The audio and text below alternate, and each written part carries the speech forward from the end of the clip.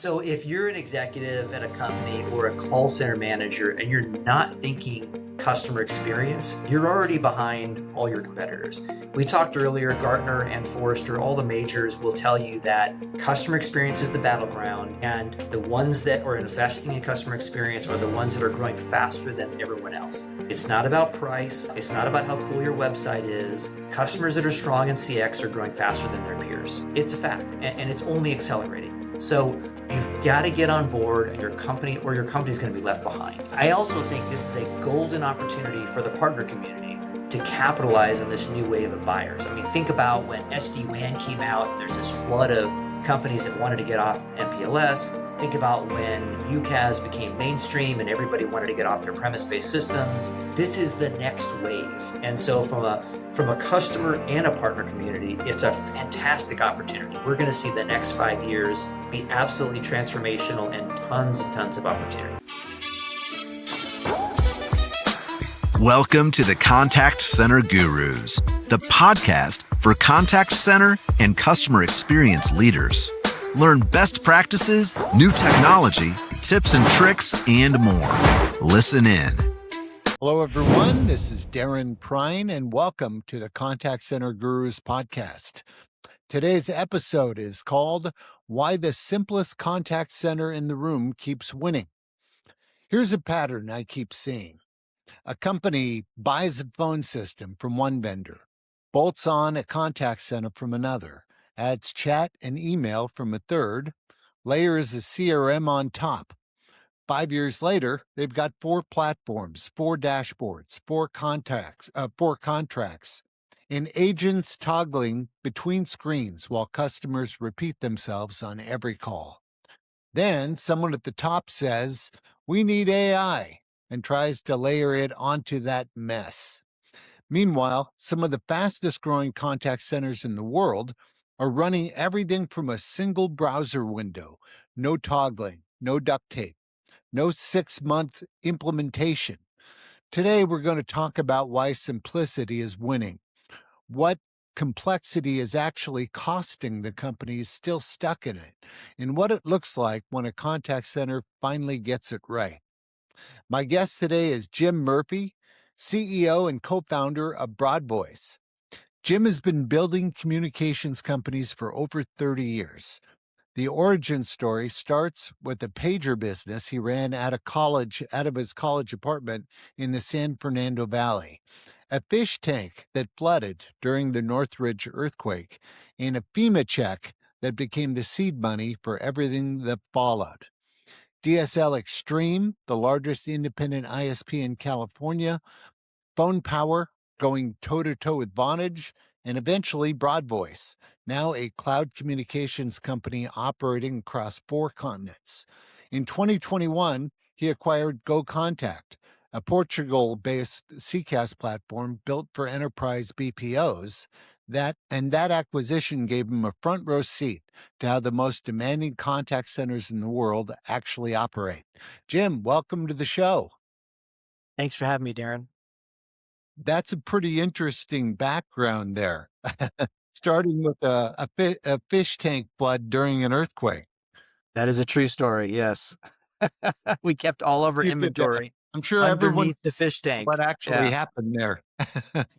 Yeah, I mean, it was the 1994 Northridge earthquake, which was the biggest one hit California in many decades. And all of our inventory at the time was under the saltwater fish tank. It didn't sound very smart in hindsight. Wow. But yeah, FEMA came around. They gave us a $2,000 check, and a business mentor of ours said, "Hey, why don't you guys stop pretending to be business people running it out of your college dorm room and actually get a real office?" And that was the beginning. That we were off and running with our first, what I'd call as our first SaaS business. That was DSL Extreme? Well, actually, back then it was still the pagers and cell phone days. And then it went to a dial-up ISP when the internet was just getting started. And then the dial-up ISP went to broadband, and we renamed it DSL Extreme. And then we jumped on the voice over IP bandwagon back when, Vonage and Skype were the rage. And then we switched to UCaaS, and then eventually CCaaS. And now we're doing the full stack across the globe. Wow. We kind of had similar backgrounds. I was in Southern California during that earthquake. I remember going on college campuses selling pagers. And then I got Yeah. into business long distance. And Yeah.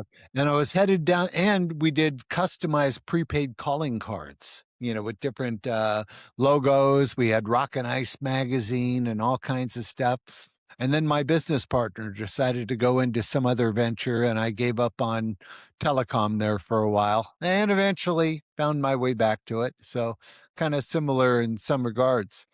So, you've been in communications since the pager days. You've watched companies buy technology one piece at a time for 3 decades, a phone system here, a contact center there, chat bolted on later, a CRM on top of it all.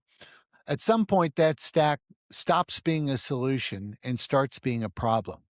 For a mid market company or a BPO that's living with that right now, walk us through what that complexity is actually costing them.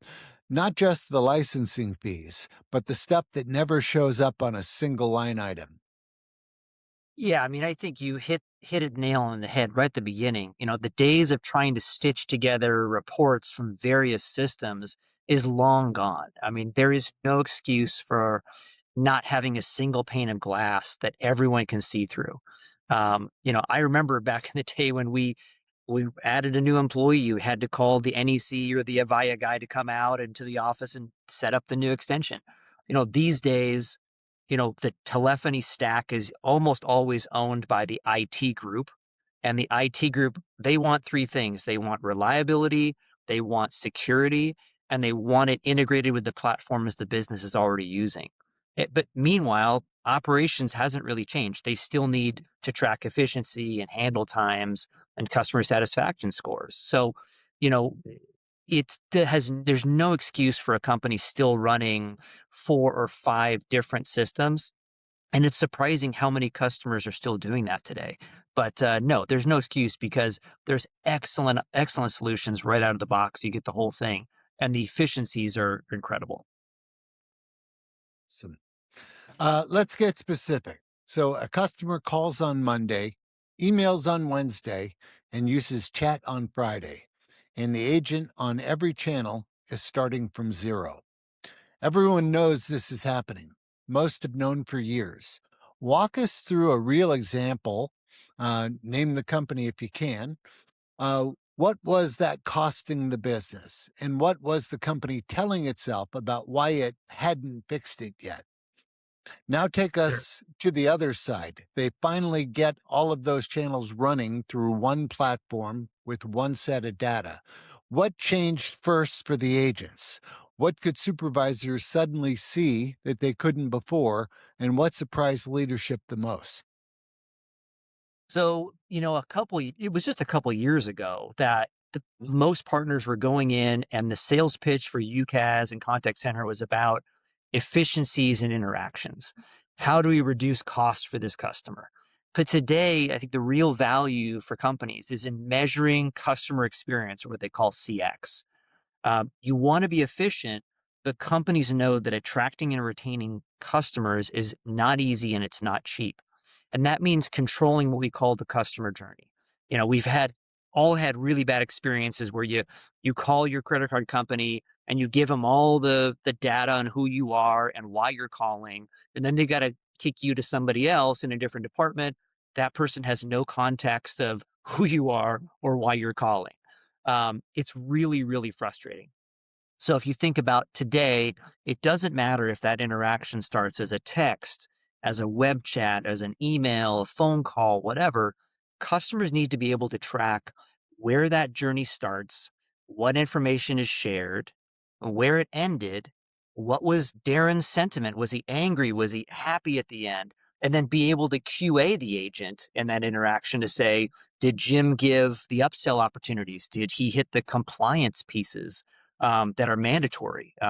So it all ties in with data analytics. So everybody talks about telephony and software and features, but everything ties into data analytics. I would say data analytics is as important these days as the dial tone itself. And I'll give you an example of a real customer that we have. They're a regional healthcare company. I can't say the name because they don't want us to share that, but it's a great case study that we have we can share. Um, you've got a hospital, you've got separate surgical centers outside the hospital, you have different urgent cares, little tiny clinics around geographically. You've got an offshore BPO that's handling both inbound and outbound calls. There was no concept of patient interactions before we stepped in. So the first thing we did is we sat down with the customer and said, what does success look like for you guys? And for them, it was about understanding that customer journey, that patient journey, whether it starts, the journey starts at a clinic and gets transferred somewhere, if it starts as an email and then ends as a phone call, or it gets transferred to the hospital. Their primary goal was improving the experience for their customers. So the first thing we did was we unified their UCaaS and their contact center into one platform, including moving their BPO onto the contact center as well. We integrated it with the backend systems they were already using, and we gave them the data analytics reporting to show that customer journey, wherever it started, wherever it ended, and everything in between. And now they have an automated QA system to make sure that they're hitting all their HIPAA compliance, which is a priority for them. And their agents have the context of the issue, no matter where it's picked up in that journey, whether it's at the end, whether it's the middle or the beginning, every agent has that same context. So this is the type of solution customers are needing today. This customer was looking at cost as an operational cost, but they are in a highly competitive industry. The cost was around keeping their customers happy and delivering an amazing experience. Yeah. What's amazing is for guys like you and I that know what the art of the possible is, but Yeah, we still have internet service providers and credit card companies and so on we do business with. And you call in, and sure enough, that first agent can't help you. You get transferred. That other agent, you have to start all over again, repeat your whole story.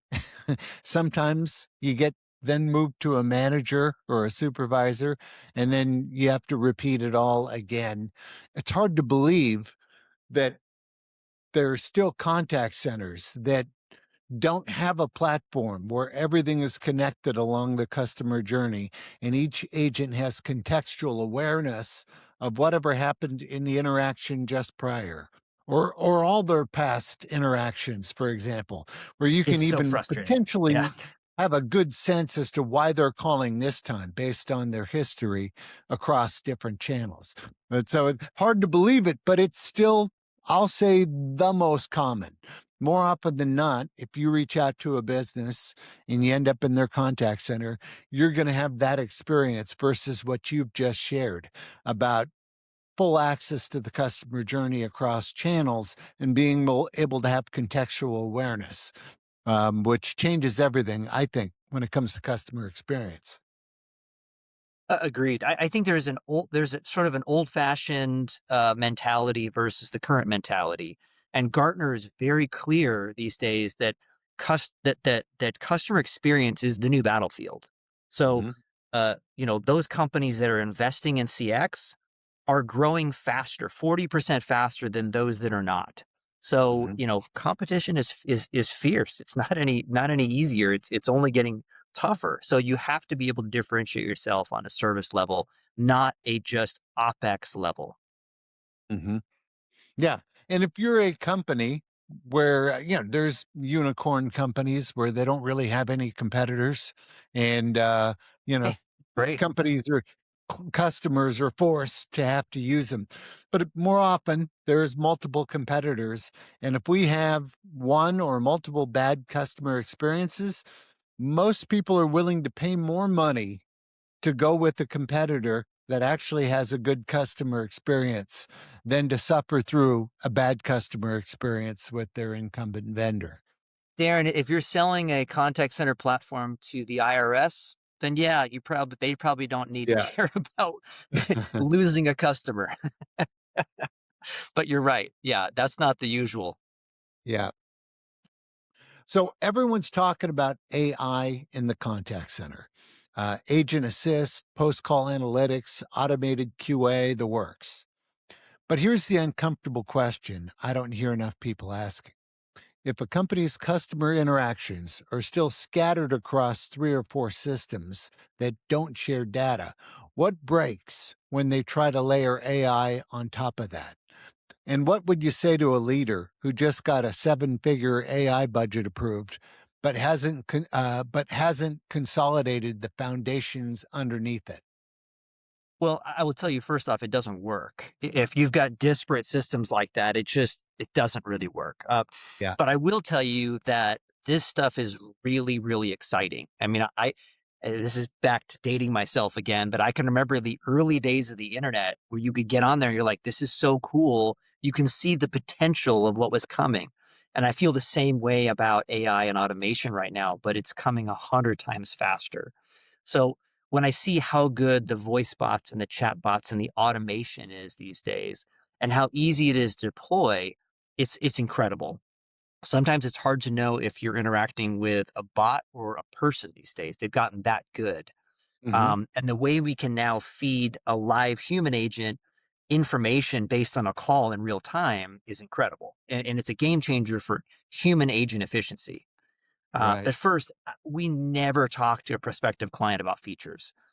You need to start learning what the customer has today, those different systems, what the problems they have they're trying to solve, and ultimately agree upon an outcome.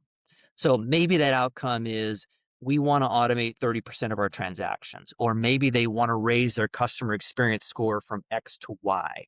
Either way, you're selling an outcome.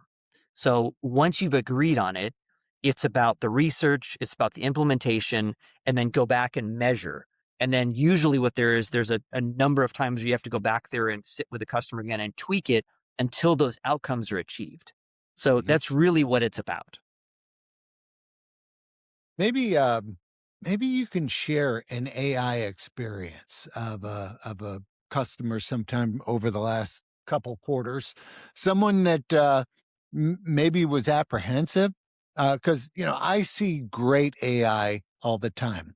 I see AI uh, that is so advanced it can handle even complex interactions front to end and can actually resolve the issue as good or oftentimes better than a human because it's faster. It has access to all of the data and knowledge. And so in the right AI can actually be better than a human in a lot of situations. So I see it, but most people aren't familiar with this kind of AI. They're used to ones that are basically workflows, if then, and don't really work, don't resolve issues, and they're constantly Yeah. trying to get a human on the line. So, but you're working with, you're working with some solid AI. So maybe you've got a story or two about customers that maybe were a little apprehensive, but then what they found with using the BroadVoice AI was you share the Yeah. story. So I've got a great example. We have a longtime customer, which is one of the major utility companies in Portugal. So it's a government backed entity. They've been using our contact center for several years, and we've been pitching AI. They've been resistant. Usually government agencies are not the cutting edge folks, but we said, look, why don't we just put in a proof of concept for you? And the idea was, if you think about it, oftentimes, human nature has sort of changed a little bit too in the last 30 or 40 years. We kind of want instant gratification of our issues. So we Yeah. said, look, if we can, you've got a particular customer service number that's feeding in a bunch of different calls. You've got a massive knowledge base of, from previous call histories and ticket histories that we can train this on. Let us try this with Mhm. you and make sure that um, customers are just as satisfied, if not more satisfied than before. And thankfully, they did allow us to do it. We had a pretty successful rollout. When the AI, let's say the voice spot is not trained very well, then let's say that maybe 5 out of 100 times it can solve your issue. Otherwise, it has, after a certain point of time, it has to kick it back to a human to help solve it. But the more you train it and the more data set you give it, the higher percentage of calls it can actually handle on its own. And it turned out that after we properly trained the voice bot, the customers were just as happy, if not more happy, than actually going and sitting on hold and waiting for a human agent to pick up and resolve their issue. And the outcome for the client, if we consider especially if they're using domestic labor or their outsourcer was domestic, even if it was offshore, nearshore, looking at the cost of labor on those, let's say 30% or 50% of interactions that the AI was able to resolve, must have been a pretty big number as far as savings go. It I was mean, a the great, ROI must great have been outcome pretty. financially for the Mhm. utility, as well as showing that they're delivering a better experience to those customers than they had before. Mhm. And probably a shorter queue time. Absolutely. Yeah. It's just amazing when AI works, the savings, the improved efficiency, the improved customer satisfaction. It's a game changer. It is, but there's so much jargon these days that the average customer, even the average partner, doesn't quite understand. Even I don't understand it. Like you'll go and talk to someone and they say, "Well, you're going to probably spend 100,000 tokens." What does that mean? Like Yeah. so, understanding a very clear outcome based approach. So we've actually sat down with some customers and we said, "Look, we'll charge you based on the outcome. We won't charge you based on transactions that may or may not be successful for you." And I think they really appreciate that because they're able to hedge their bets, and we have a vested interest in making sure it's successful for them. That is huge. So for folks listening, being able to actually charge them based on outcomes, that's crazy. What a great value for clients. What a great approach. And one that few companies would be bold enough to use. We got to shake up the market here and get people get them off the bench and actually get them in the game. Yeah.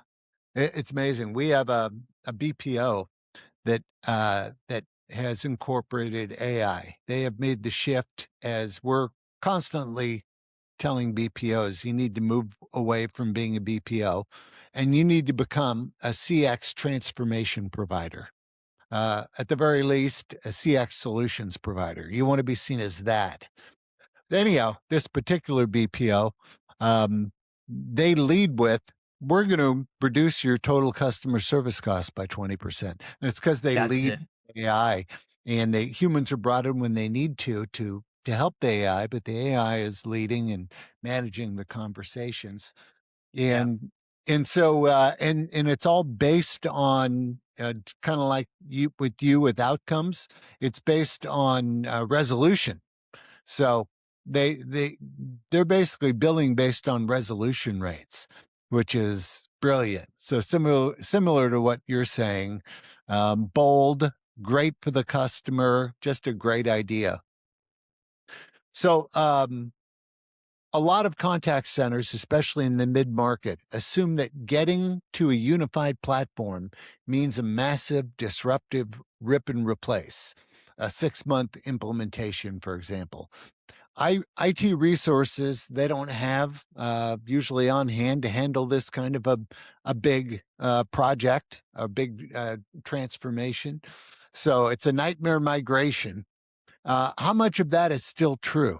Or is it a story from 10 years ago that people are still telling themselves in regards to making that kind of a move? Well, I will say that it's if you're replicating what you have today, my gosh, it's super fast. But usually you're not trying to replicate what you have today, and I'll explain that in a second.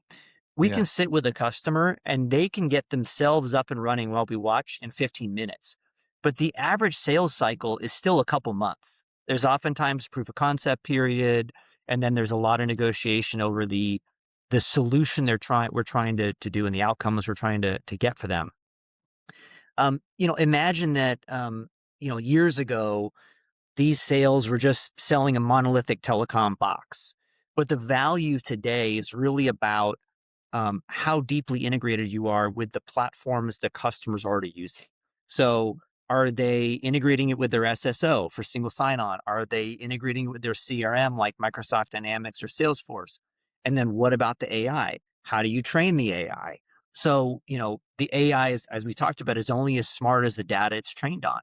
Mhm. Um, you know, then you start having what we call compounding intelligence, which is once you've set up the AI, every interaction makes it that much smarter. It's learning as it goes, just like a regular agent would learn as they go. Mhm. But I think the biggest hurdle for customers is that they usually just want to replicate what they have on premise, or they usually want to replicate what they had with these 5 other systems. And they really have to be thinking outside the box from an outcomes perspective. That's where you're really going to see the most success. I Mhm. really think so. So, yeah, if you want to replicate what you already have, you could probably be up really fast. But that's not really what we're usually saying. We're saying is you've got to think with that CX mindset. And Mhm. to do that is going to be a long implementation cycle, but it's not necessarily a painful one. It's an iteration part where like, okay, it's Yeah. up and running. How do we make it better? And then just keep tweaking and tweaking and tweaking and tweaking until you've achieved those outcomes that you wanted in the beginning. Right. Yeah. If you just basically recreate what you already had, you're more or less recreating the same kind of customer service and customer experience you had. Yeah, If you plan it around outcomes, though, that's where you get transformation. absolutely. Awesome. So you've built businesses through every major technology shift of the last 30 years, pagers to broadband, analog to VoIP, on-prem to cloud, and now AI. Each time, some companies got ahead of the shift and some got left behind.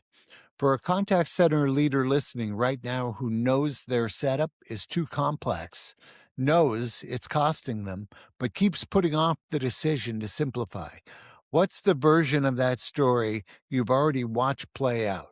How did it end? And what's the one thing that company wishes it had done 2 years earlier? So if you're an executive at a company or a call center manager and you're not thinking customer experience, you're already behind all your competitors. We talked earlier, Gartner and Forrester, all the majors will tell you that customer experience is the battleground. And the ones that are investing in customer experience are the ones that are growing faster than everyone else. It's not about price. It's not about how cool your website is. Customers that are strong in CX are growing faster than their peers. It's a fact, and it's only accelerating.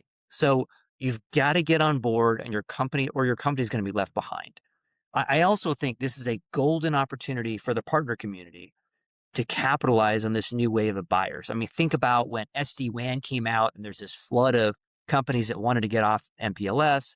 Think about when UCaaS became mainstream and everybody wanted to get off their premise-based systems. This is the next wave. And so from a customer and a partner community, it's a fantastic opportunity. We're going to see the next 5 years be absolutely transformational and tons of opportunity. Yeah. And companies that, keep patching their legacy stack instead of making the move are just going to fall further behind. Yeah, agree. Awesome. Let's before we end things, and this has been very interesting, maybe give us a little background on Broad Voice and kind of what you guys are bringing to the table, and how your CCaaS, how your stack is a more modern version of what people have used before, and maybe kind of walk through some of the benefits that your clients see with your platform. Yeah, thank you very much for the shameless plug. I love that. Yeah. The look, I think Broad Voice. We kind of grew up in the U.S. as a company in the UCaaS and in the UCaaS side, very You're channel famous focused. for it. Everyone knew Broad Voice when it Yeah, came to and UCAS. and I think we realized we saw where things were headed with contact center and CX, and we made a deliberate acquisition of a company, happened to be in Portugal, called GoContact. We brought those platforms together under the Broad Voice brand, and it's been going really, really well. And then the CX piece is it's really, think about this way.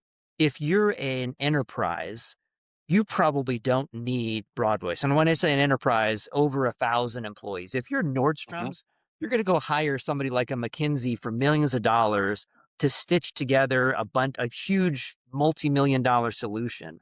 But the average mid-market or below, they don't have that kind of budget. And you really need something that's out of the box, that gets you to be able to track that customer journey and give you the reporting and give you those automation features that you need, that your bigger competitors have.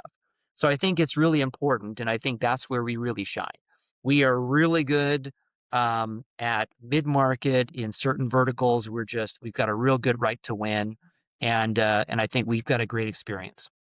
Mhm. I believe I've heard that one of your verticals that you're excelling in right now is BPO. We do. It's interesting. BPO makes up a big chunk of our call center business overseas. But to your point earlier, BPOs are that want to evolve with the times are succeeding. Other BPOs we see are shrinking because their customers are now putting those CX and automation features on, turning them on at their end, which then drops the amount of volume that goes to the BPO. So it's an interesting time for the BPO vertical by itself. Mhm. I think you're going to have real clear winners and real clear losers, and it's playing out in real time. So it's amazing to watch that. And then the other areas we really excel at is medical and what we call fire, which would be financial, insurance, real estate. Those are areas where we've got really good product fit, and that our sales engineers and solution architects, they can really speak to the customer's pain points.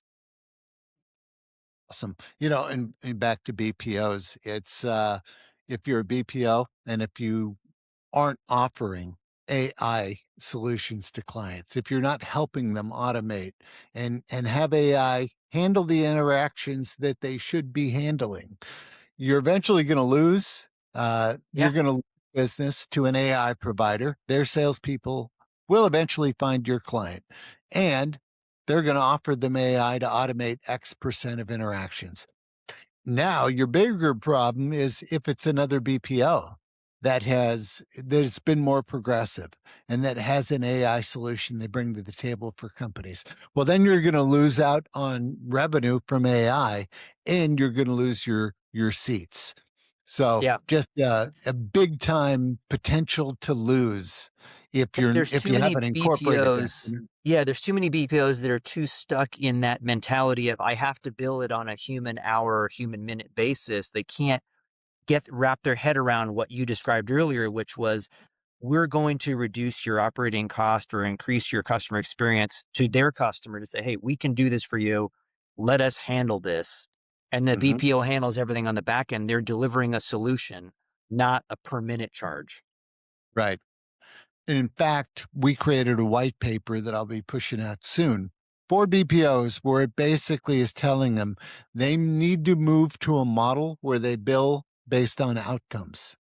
And Yeah, from what we've discussed, it sounds like if they were working with BroadVoice, that you could actually help them in creating a means of billing clients based on outcomes, which is going to be a absolutely. huge differentiator for them. Yeah, absolutely. Awesome. Well, this has been great, Jim. I really appreciate you joining me and giving me your time today.